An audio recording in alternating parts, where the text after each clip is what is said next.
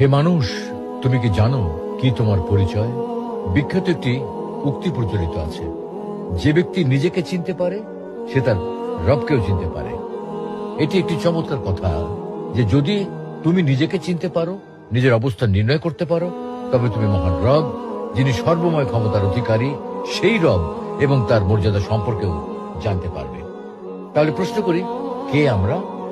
আমি বা কে? আমরা তো প্রকৃতপক্ষে সৃষ্টি, এক সমবেত সৃষ্টির অংশ মাত্র। আর আমাদের স্রষ্টা হলেন এক আল্লাহ রাব্বুল আলামিন। এক সময় আমাদের কোনো অস্তিত্বই ছিল না। মহান আল্লাহ রাব্বুল আলামিন আমাদেরকে অস্তিত্বে এনেছেন, তার ইচ্ছা মতো সুন্দর আকৃতিতে তৈরি করেছেন, অতঃপর সেই আকৃতির মধ্যে প্রাণ সঞ্চার করেছেন।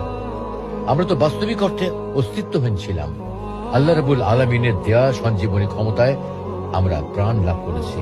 আমাদের মাঝে প্রাণের সঞ্চার করে তিনি আমাদের